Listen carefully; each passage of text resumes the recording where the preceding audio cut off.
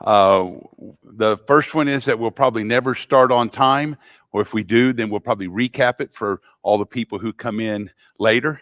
Um, but I will always try to end on time. A guy told me, I used to think I was a pretty good teacher, and a guy told me one time, a guy that I really respect, said, there are other reasons why people come to church than to go to Bible class. And I think that is a great lesson. And don't get me wrong, I'm a big believer in studying the Bible, a big believer, uh, and daily. But there's a lot of other reasons to be here besides just sitting in here. And I think Christ has called us to a life that includes a lot of community. And if I talk right up until the time, then that cuts back. And so all of you introverts, you're going to be really uncomfortable because you're going to get a whole 15 minutes before we start worship, and you're going to have to figure out what to do. So you're going to be in a struggle. So just get ready. All right. What? Oh, looky here. What? You don't have to answer. But this is the part of the reason why this class will be a disaster, because it is online, which is the marvels of modern technology. The disaster part is I expect you guys to do a lot of talking. And so that means Mike with the mic is going to be running around, because if you ever have watched at home one of our classes, that's why I wear this, especially we're as small as group as we are.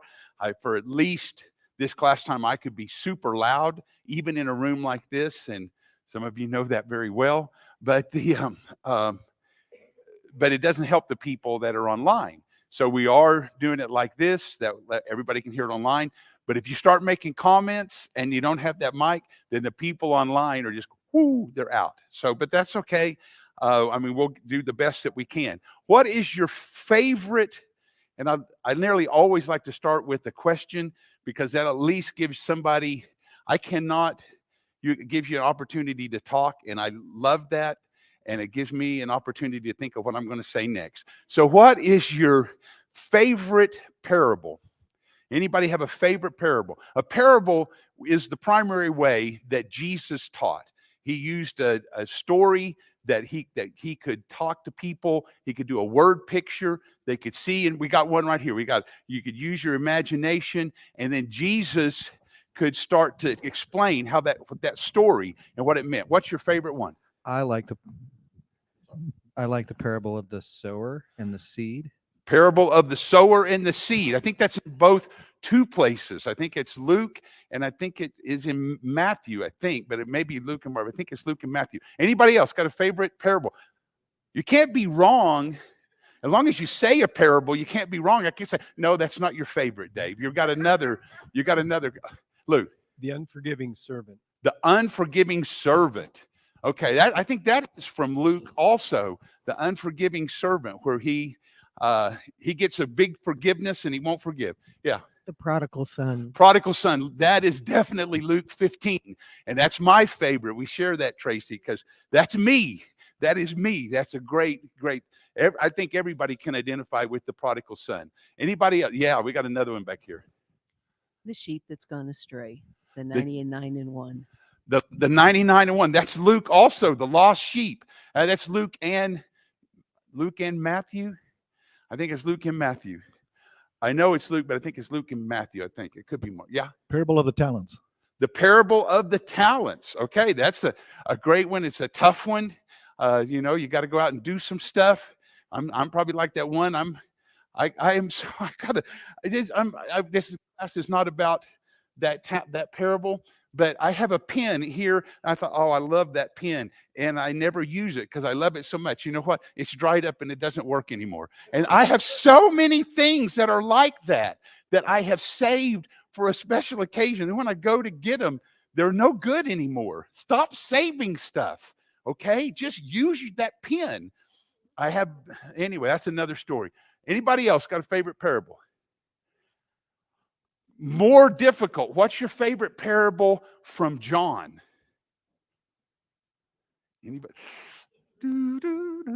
What's your favorite parable from John?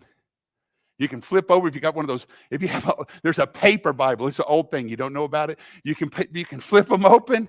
And everybody's got. Oh, we got one. Yeah, you can flip them open. You can look through all the headings. But I'll save you a lot of time. Your favorite parable is not in John. It's not there because John has no parables in it. The primary way that Jesus uses to instruct us is by parables, and John doesn't include any parables. Now that's crazy. I'm a guy that likes order. I like things to make sense. I like their math. I can make a couple other promises. My handwriting is horrible. The only thing worse than my handwriting is my spelling. So if you say a big word and I have to write it up here, I will kind of think of a small word that I can maybe have a chance of spelling. All right. So there's no parables. How did Jesus prove his authority that he was who he said he was? How did he prove his authority?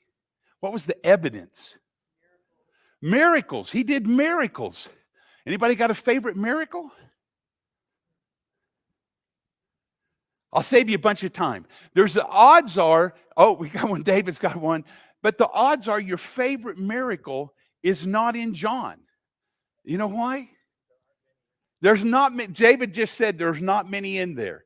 And that's for you at home. So there's not many in there. Not many is actually, I got to make sure. So this is my fingers. I get on those Zoom calls and Susan's back here shaking her head. I got a thing with my knuckles. And when I get on a Zoom call and I have to start giving I put that finger up and it looks really bad. But anyway, there are 8 miracles in John. Only 8. And there's a couple of big ones. Actually, the very first recorded miracle is only found in John. The water into wine at the wedding feast at Cana. That is the very first one, and it's only found in the Gospel of John. Also, probably the most famous miracle is found only in the Gospel of John. Well, I am right. It's only the most famous miracle is found only in the Gospel of John. I think it's the most famous. Maybe it's not. It's the one that really said, hey, guess what? This guy's got to die for sure. I mean, we tried to kill him before, but this time he has got to die. John chapter 11. The end of John chapter 11, they said, guess what? He has got to go. And that was bringing Lazarus back from the dead. It was right there in Bethany. He's just a short walk from Jerusalem. A lot of people from Jerusalem witnessed it, and they said, we cannot have this anymore. It's better that he dies than the whole thing fall apart. So he needs to go. So, and I think that's probably the most famous miracle. So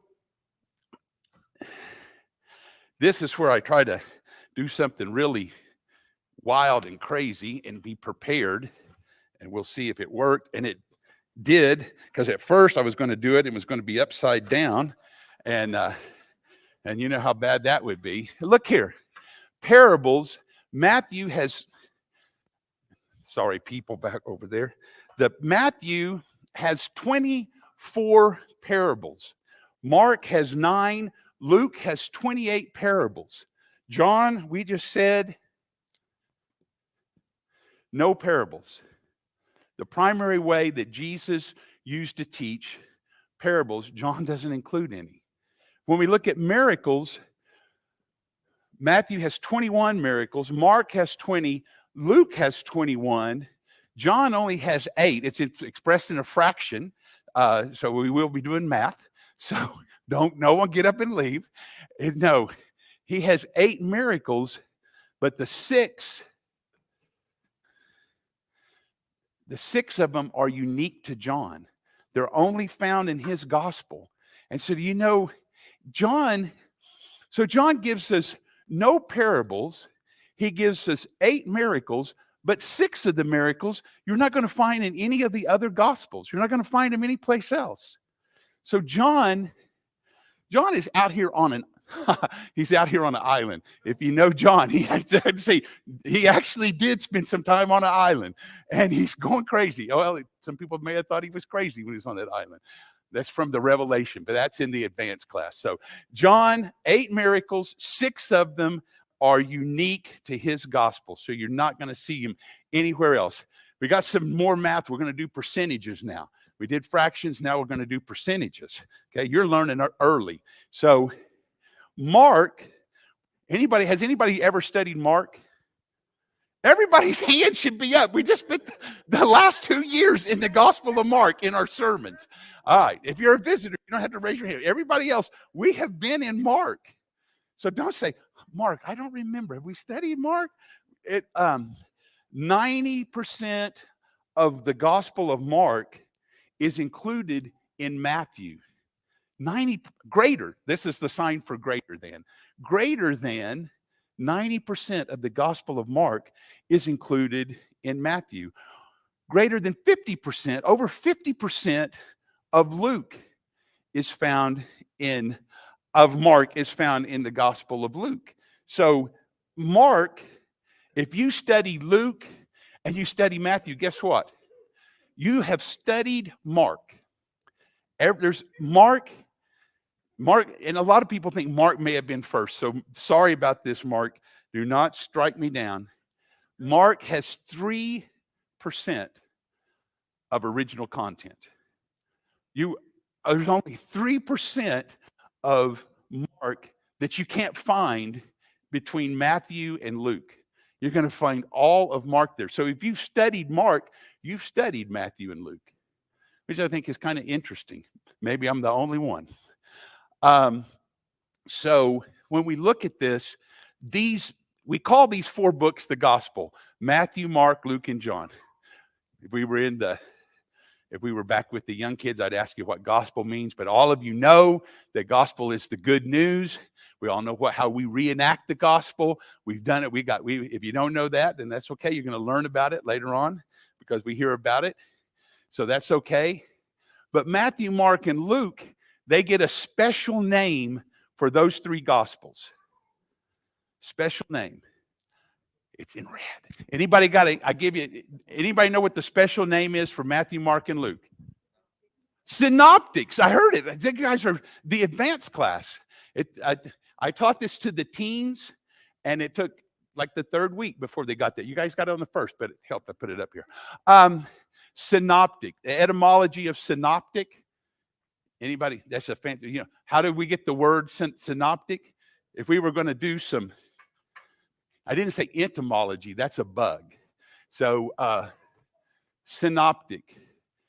Synonym. What's a synonym? Same as. Yeah, something that's the same as. What are optics? We had all the hunters are out hunting. All the that's your optometrist, optician. Things that you see. If you go hunting, then you need good optics on your weapons and stuff, or you need good optics on your binoculars so you can see. So same optics, same seeing, same viewpoint, the same vision, the same stories.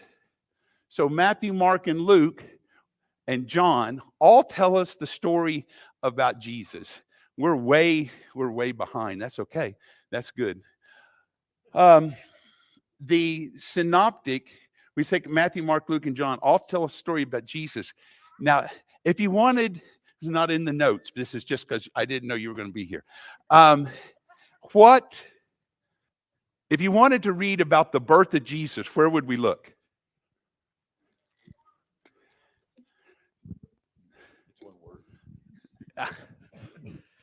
The book of Luke. Luke and Chapter 2. Luke and Matthew.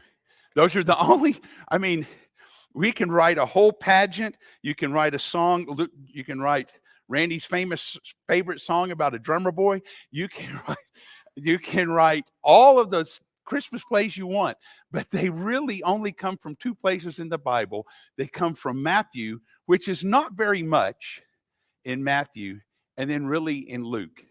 And that's where you find out about Jesus. So when we look at So when we look at Matthew, Matthew is really, he starts out, anybody, I mean, if you don't know, Matthew starts out with, if you do daily Bible reading, when you get to the book of Matthew, you're just reading somebody's family tree. And that's all it is. It just is, this goes this to this, and it's the genealogy of Jesus. Matthew has a very Old Testament and an Old Testament view, and he is offers the proof of prophecy. So he is saying that Jesus is the fulfillment, that Jesus is the Messiah. All of the stuff that we learn, all the stuff you read in the Old Testament, that is the vision that Matthew has when he is doing. Now, Mark, we just talked about through the sermons, and this is a fast pace because it's short and it's got all of this other stuff in it. And it's a fast pace, and he talks about the authority of Jesus, or Jesus being the Son of God. And then when we get to Luke, he is, some of this stuff in Luke is not, Luke talks about discipleship. He talks about, what does it cost? Take up your cross. He has stuff about discipleship, but also he has the flip side of discipleship. He has that Luke chapter 15, Tracy and I, it's our part. He has what? Yes. What's the stuff that was lost? The coin, the sheep, the son. And he says, hey, there is salvation that comes from Jesus. So you've got the cost of discipleship and you've got salvation.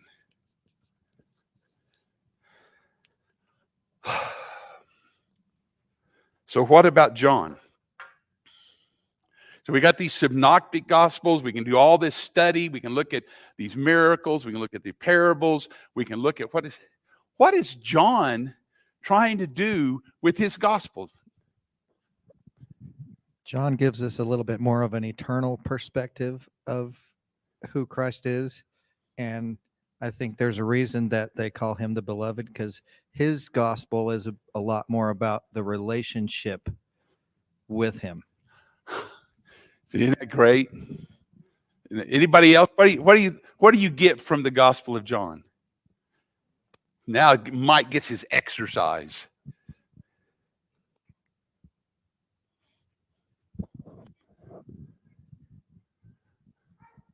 Jesus is the Word. The Word was God. The Word is God. Jesus was every part of the creation, the Creator, the I Am. Lots of good stuff there. John begins with, in the beginning was the Word, and the Word was with God, and the Word was God. He was with God in the beginning. Through him, all things were made. Without him, nothing was made that has been made. And in him is the life, and that life is the light of men. And the light came into the darkness, and the darkness did not understand. That's very close to the first 5 verses of John 1. And that is just beautiful. I mean, I think we talk about, if you want to talk about the birth of Jesus, look at Matthew and Luke. John says, forget about the birth.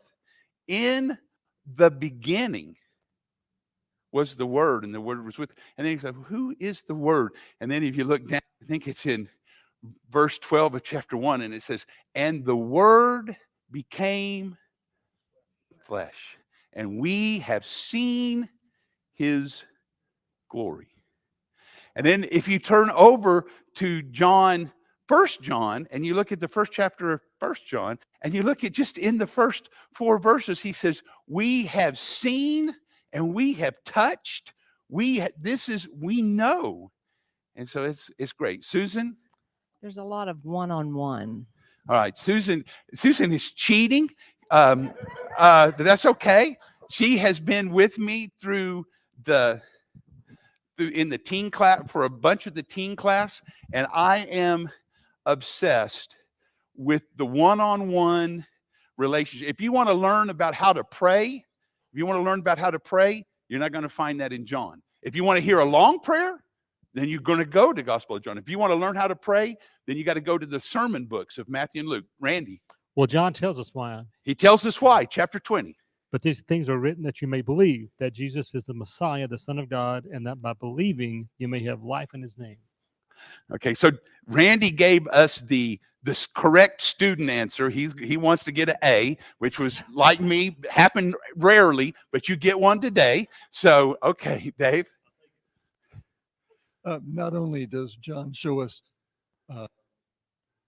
that Jesus was the Son of God, he also shows us Jesus as a human, being tired, being sad, being loving. And I think he shows both sides of it. He shows us the human side of Jesus, being tired, being loved. Shortest verse in the entire Bible. When you had to pick a verse to remember, where are we going to go? We're going to go to John chapter 11, verse 35, because we know it. It is there. Oh, you all get a gold star now. Okay.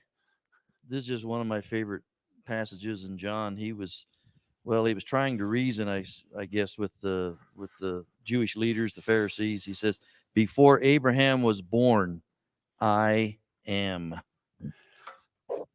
He's not going to let that "I am" go. I struggled. That's okay. I'm just kidding, Roger. I struggled with this class. I went back and looked, and I think the last time I taught an adult class on the Gospel of John was 2008, which 15 years ago. I have a list of most of the people that were there, and I thought, well, maybe I'll Hebrews, maybe I really wanted to teach Romans, but we did a sermon series on Romans, and no one remembers it, but I remember it was pretty good. And then I thought, well, maybe 1 Corinthians, and we haven't done that and then I thought, but I kept getting pulled back to Paul. And I think, but I know that a lot of the ladies have studied John, and I know that there's some, and I thought, well, maybe we need not talk, but I kept going back there. And also I'm very lazy. This time I'm ready. Because I've already taught John not long ago, and so I thought it would be a little bit easier for me, and I love it. In the early part of 1977, I love it for a couple of reasons. In the early part, I love not just the Gospel of John, I love John. I mean, I know that when I get to heaven, I already know I'm going to spend the first 1,000 years in the section where people that gauge, and that's another story, and I'll tell you about it later. Then I will hopefully I get to spend the next at least year with John, because I love him. But it's 1977. I've gone to church my entire life, and the whole time in something that said a Church of Christ. Will, I know you're freaking out. You couldn't believe that, but shocked. He's shocked. He's everybody at home. And if you are growing up in the Church of Christ, guess what? You spend a lot of time in Matthew. Well, because you know why? Because it's got a lot of good stories. It's got the whole Sermon on the Mount. You got the wise man built for you at home, that's the wise man built his house upon the rock, and the rains came tumbling down. It's got the first version of the Lord's Prayer, the one that we probably use the most. It's got the Beatitudes, easy memory verses that you got to hear. These will be our memory verses. So you do a lot of Matthew. You also do a lot of Luke, because Luke has the most parables. And there's nothing that says flannel graph like a good parable. So that is, if you're growing up and you're going to church, then that's what you got. You got a lot of Matthew and you got a lot of Luke. And in the winter, at the start of 1977, I was a senior in high school. And there was a young lady that lived not far from our school, very close to our school, actually. She started up an early morning Bible class that you could go to before school, and they would have a little coffee cake or something, and you could show up, and you would show up at this. Her mom would have some food out there, and you could show up, and there was a Church of Christ minister from not the church that I attended, one that was on the other side of town. It was, unfortunately, it was the white Church of Christ. I went to the one that was, so that was, but I don't know if it intended to be that way, but that's the way we went to the integrated Church of Christ. So but this guy came, and he was going to teach on the Gospel of John. His name was Wayne Smithers, and it had a big impact on me. But I want you to know, some of you, I want, but nobody, yeah, you can know, and Will and Aubrey, you know, I went to that Bible class not because of John, not because of the muffins, not because of Wayne Smithers, not because of the Lori and her mom with the hospitality. I went because Lori's best friend was a girl named Jessica, and I had a crush on Jessica. Okay? And so sometimes you will do something for maybe not the right reason, and it will turn into something that will change your life.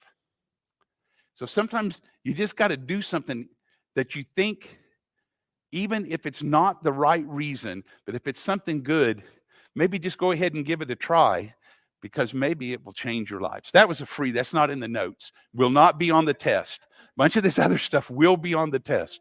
So, especially that part, no parables in John, that will be on the test. So then when synoptic is on the test, so I'm just telling you. All right.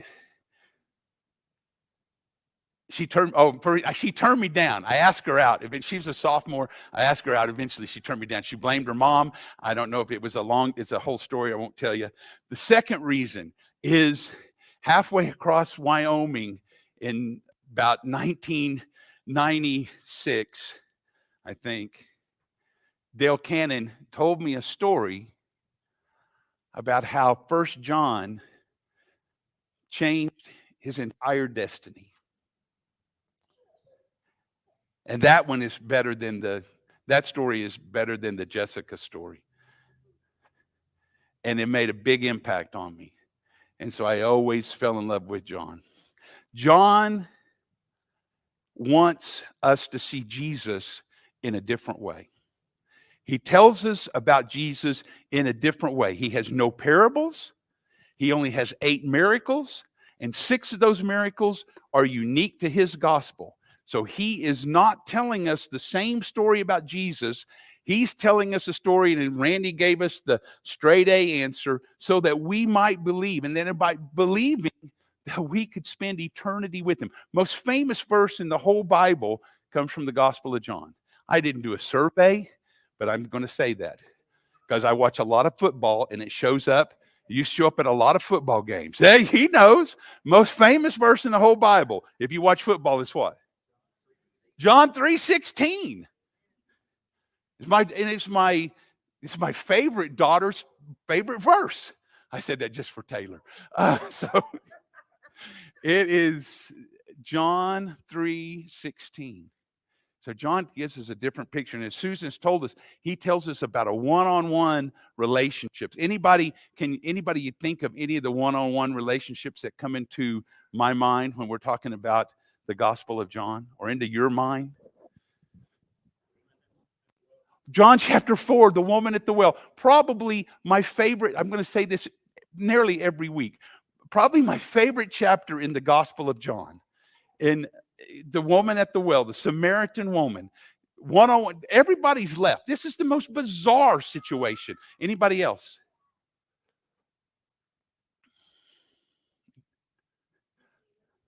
What? Nicodemus, the most famous verse in the entire Bible, is not in a big sermon. It's not from the Sermon on the Mount. It's not it's not before the Sanhedrin. The most famous verse in the is basically a very small group, and said kind of on a one-on-one relationship with Nicodemus. John chapter 3. What else? Anybody else you can think of any? One of my favorites, I know Susan's biting her tongue because she wants to say all of them because she knows how obsessed I am with John. One of my favorites is in the 2nd chapter of John. It says the very first miracle. And it says, and which I would have got in everybody that's ever had a mom, which I think all of us, everybody that's ever had a mom, you've been through this exact same thing. Mary comes to Jesus and says, hey, we have a problem. And Jesus' response says, yeah, there's nothing I can do about it. And Jesus, he didn't say it exactly that way. He's a woman, if you got the NIV, woman, which I would not have said to my mom. But he says, there's nothing I can do about it. And Mary explains to him why it's important that he should do something. No. According to the text, Mary does not respond when her son says, Mom, I can't do it. She just ignores exactly. And she turned to me and she said, the servants had said, whatever he says do that, okay? And that's exactly what your mom did to you. When your mom says, I need you to carry out the trash, I said, she just ignored. No, I don't care about your reason. I need it done now. So it's a one-on-one exchange between Jesus and his mom. John chapter 8, there's a woman caught in adultery at the beginning. It's a one-on-one exchange again. In John chapter 11, when they come back into Bethany and Martha comes out to see Jesus, it's Jesus and Martha in a one-on-one relationship. And it's just like they rehearsed a script. Martha goes and Mary comes and says almost verbatim the same thing. And it's a one-on-one relationship. When Jesus is hanging on the cross, he looks down and he sees his mom. One of the things that you're going to see, it's not that in John chapter 6 and John chapter 8, the man that's born blind. So, but one of the things you're going to see is that there's a lot of one-on-one relationship in the Gospel of John. And a lot of that one-on-one relationship is with women. Culturally, this was completely unheard of. Here is a rabbi, here is a prophet, here is a teacher. And Jesus says, look, I have time for women. I have time for everybody. And that's what John wants us to know. He wants us to know a Jesus that loves us, that really loves us. And I say every book when I'm studying it is my favorite book in the Bible, but I know this: there is not a book that will cause me to cry more when I teach it than the Gospel of John. So just get ready. I have Kleenexes in my pocket. It will happen. And that's okay, because I can't stand how much John wants us to understand that Jesus really loves us. And it is so wonderful when we start to study it. So what do we know about John? The person or the book, either one. He is one of the sons of Zebedee, or sons of thunder. Well, look at that. Now that's two answers, and Zebedee. I probably knew that was going to come. Okay, was his father. And we got another one, sons of thunder. Sons of thunder is only one time he and his brother were called the sons of thunder. What else? And so when we don't know exactly why they got that name, we don't know, but it might have to do from, I think it's Mark chapter 9. It's called in Mark chapter 3, and it's Mark chapter 9, in Luke chapter 9. In Luke chapter 9, they've gone into Samaria, and they have just, it's crazy. They've just come into Samaria. They've just struggled with doing some other stuff, and they come into Samaria and they're not welcome. And John comes up with the plan. Since they didn't welcome us, Jesus, I got a plan. And what was his plan? Let's give them the Sodom and Gomorrah treatment. Let's just, you want John, he said, I can do it. He said, they weren't able to heal these other people because they didn't have enough faith. But now he said, hey, these people have rejected us. He said, you want me to call down fire and just destroy these 2 towns for you? You think that's what would be a good idea? So that's like crazy talk. So that is Sons of Thunder. What else? Anything else you know about John or the Gospel of John? He was a fisherman.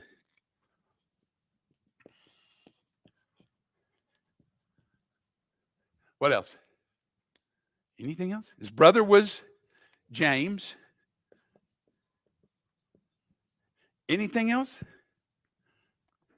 Yeah.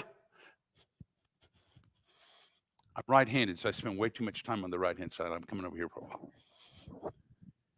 This is from memory, but I want to say that he's one that Jesus loved very much. Maybe probably was younger as well, but reclining at the table is what I'm thinking of at Last Supper.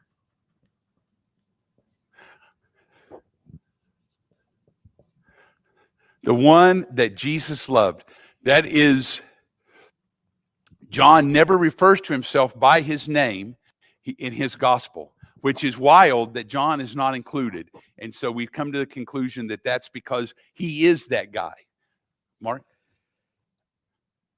For me, one of the important points is he was the last surviving apostle. And I think that's why, for me, he spends so much talking about the divinity of Jesus. I think people were slipping away from the divinity of Jesus. And he said, my dying breath is, Randy talked about it, but he is divine. He is Lord and Savior in the Christ. Anybody else?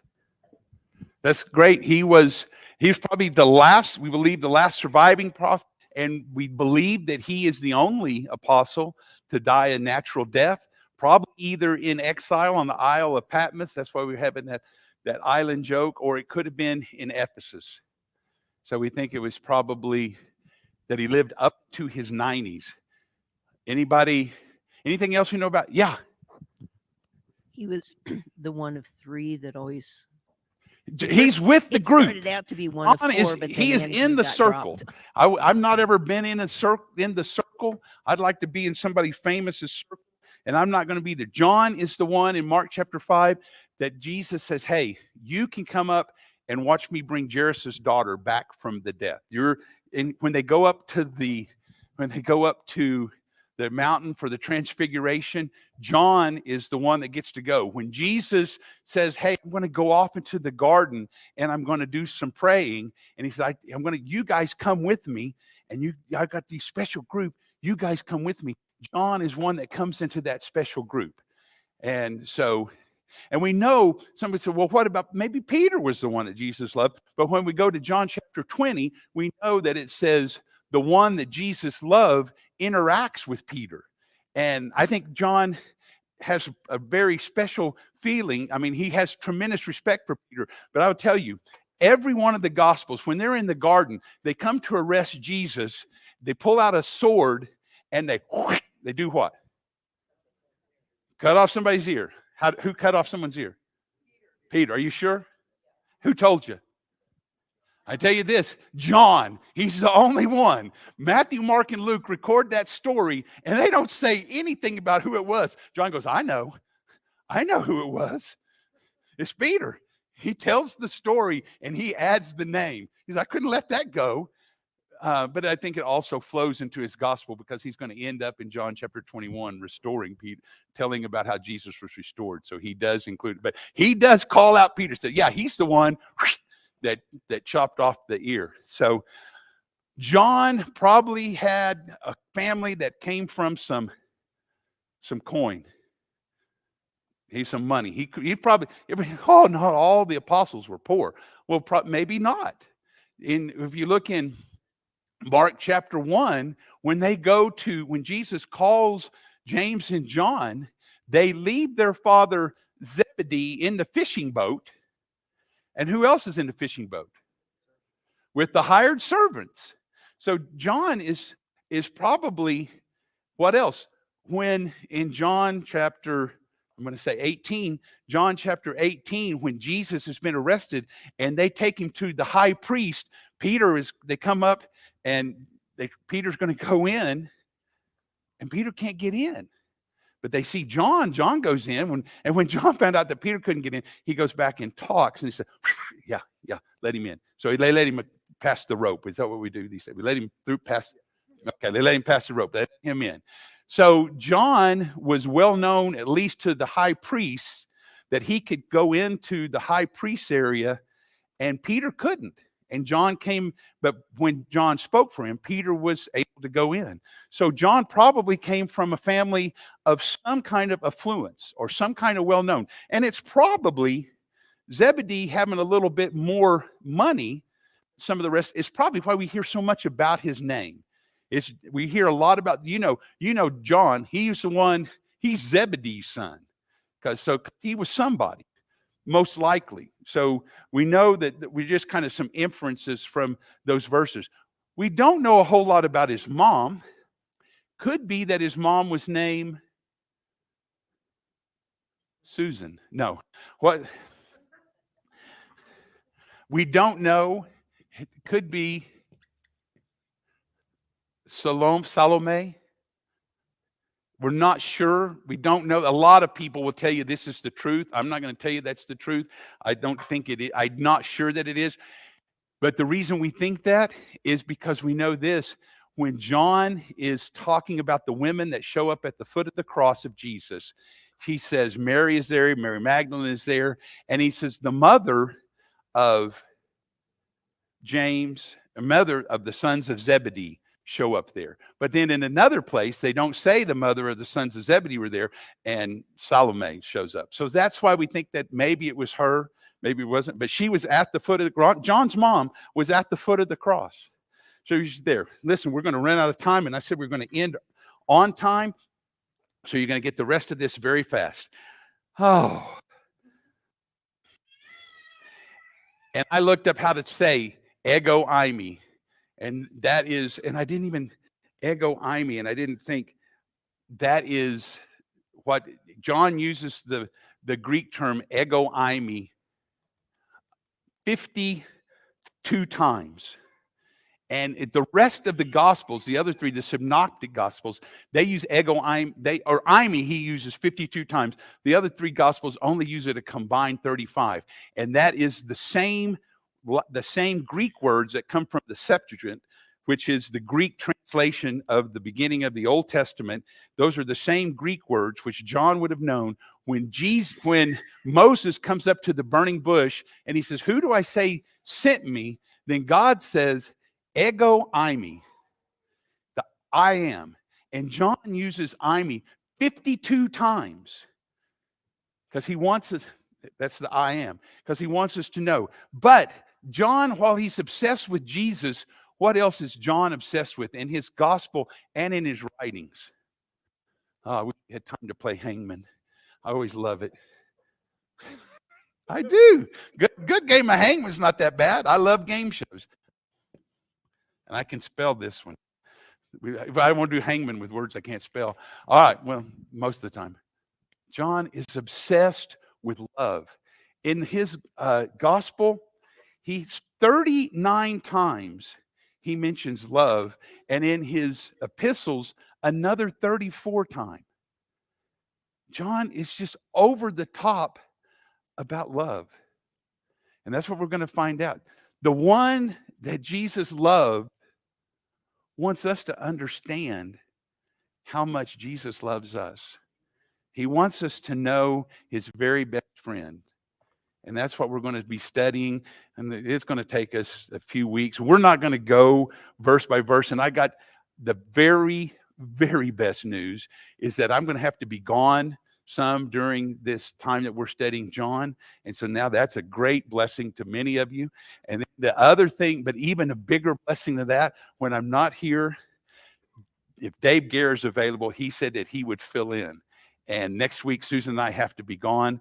And so Dave is going to be filling in. And, oh, I didn't do that. we'll do that maybe sometime. I can, if you want some class notes on what we're going to be talking about, we'll figure out a way. I can email you or you either way, but we'll do that coming up in the future. But we'll be studying John. We've already got a good foundation, I think. What else do we know? We were out of time, but what else did we know about John's mom? John's mom comes to Jesus when Jesus is on his way to Jerusalem for the very last time. John's mom comes to Jesus and he says, I need a favor. And which means that she was probably pretty close to Jesus too. Some people think he may have been Mary's, that John's mom might have been Mary's sister. It says, I need a favor, because she was bold enough to ask Jesus for a favor. And what was that favor? Can my boys, when you go up here and start taking charge, can my boys sit on the right and the left? You know, if they were related, can we get your cousins in here on the thing? Kind of some nepotism here going on. So can you bring them? And who asked Jesus that? And Jesus said, they can't drink my cup. You don't want them to do that. Oh, but so yeah, we know some things about John's mom. We know some things about John's dad. And we know that while he may have wanted to at one time call down fire and brimstone on Samaria, that he gives us a story about a woman at a well and says, look at this. If Jesus loves her, he loves you too. Let's pray. We'll go. God, I thank you so much for the opportunity we have to study. I thank you so much for the Gospel of John and for the participation and for the attention in class. I thank you for Dave being willing to help out when he can. And Father, I just pray that you will bless us as we study this gospel. I hope that we can live every day loving more and judging less. In the name of your Son, Jesus, we pray. Amen.